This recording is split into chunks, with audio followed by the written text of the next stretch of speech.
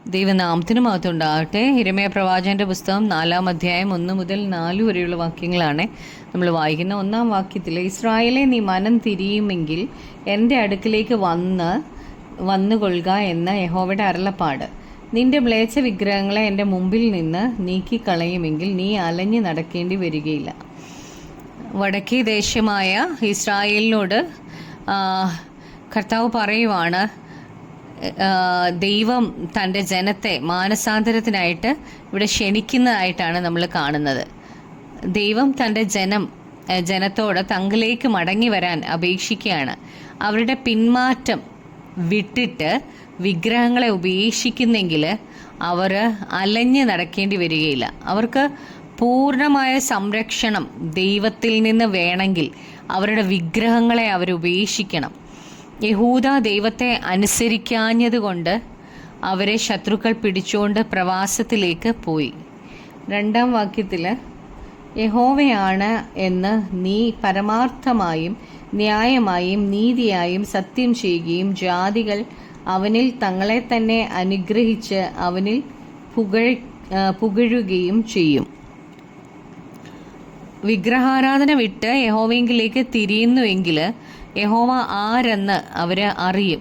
യഹോവ പരമാർത്ഥതയും ന്യായവും നീതിയും സത്യവും ഉള്ള ദൈവം എന്ന് അവരറിയും. യഹോവയാൽ അവർ അനുഗ്രഹിക്കപ്പെടും. അവർ യഹോവയെ പുകഴ്ത്തും.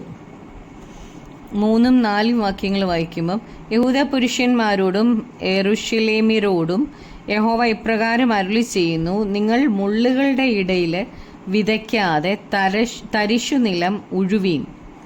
യഹൂദ പുരുഷന്മാരും യെരൂശലേം നിവാസികളും ആയുള്ളവരെ, നിങ്ങളുടെ ദുഷ്പ്രവർത്തികൾ നിമിത്തം എൻ്റെ കോപം തീ പോലെ ജ്വലിച്ച് ആർക്കും കെടുത്തിക്കൂടാതെ വണ്ണം കത്താതിരിക്കേണ്ടതിന് നിങ്ങളെ തന്നെ യഹോവയ്ക്കായി പരിച്ഛേദന ചെയ്ത് നിങ്ങളുടെ ഹൃദയത്തിൻ്റെ അഗ്രചർമ്മം നീക്കിക്കളവീൻ. 1-ഉം 2-ഉം വാക്യങ്ങളിൽ അനുസരണമില്ലാത്ത യഹൂദ പുരുഷന്മാരോടും യെരൂശലേമിലെയോരോടും അവരോട് 2 കൂട്ടരോടും ദൈവം വാഗ്ദത്തം ചെയ്യുന്നെങ്കിൽ, മടങ്ങി വരുന്നെങ്കിൽ കർത്താവ് അവരലയേണ്ട വരുത്തില്ല എന്ന് പറയുന്നെങ്കിൽ, 3-ഉം 4-ഉം വാക്യങ്ങളിൽ വടിയോടുകൂടിയാണ് ദൈവം അവരെ സമീപിക്കുന്നത്. 3-ാം വാക്യത്തിൽ ഇവരുടെ ഹൃദയം കഠിനമാണ് എന്നാണ് യഹോവ പറയുന്നത്. കലപ്പ നിലത്തിലൂടെ വലിച്ചോണ്ട് പോകണമെങ്കിൽ നിലം ഇളകിക്കിടക്കണം. നിലം കട്ടിയായിട്ടിരുന്നാൽ വിത്തിട്ടാൽ കിളിർക്കത്തില്ല.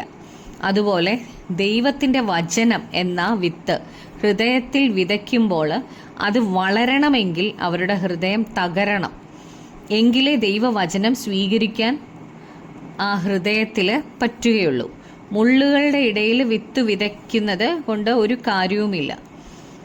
ഈ മുള്ളുകൾ നീക്കിക്കളയണം. എങ്കിലേ ദൈവവചനം വിതയ്ക്കപ്പെടുമ്പോൾ അവരുടെ ഉള്ളിലത് വളരുകയുള്ളൂ. 4-ാം വാക്യത്തിൽ ഈ ജനത്തോട് പരിച്ഛേദന ഏൽക്കണം എന്നാണ് ദൈവം പറയുന്നത്. ഇവർ യഹൂദന്മാരാണ്, ഇവർ പരിച്ഛേദന ഏറ്റവരാണ്. എന്നാൽ ഇവിടെ ദൈവം ആവശ്യപ്പെടുന്നത് അവരുടെ ഹൃദയത്തിൽ പരിച്ഛേദന ഏൽക്കണം എന്നാണ്. അവരുടെ ഹൃദയത്തിൽ ജഡത്തിൻ്റെ പ്രവർത്തികളുണ്ട്, അത് അവർ നീക്കിക്കളയണം. പുറമേയുള്ള പരിച്ഛേദന മാത്രമല്ല ദൈവം ആഗ്രഹിക്കുന്നത്, ഹൃദയത്തിൻ്റെ പരിച്ഛേദനയാണ് ദൈവം ആഗ്രഹിക്കുന്നത്.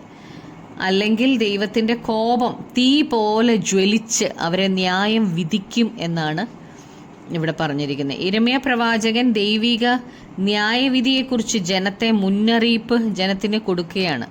ഇത് വലിയ പ്രയാസമുള്ള ശുശ്രൂഷയാണ്.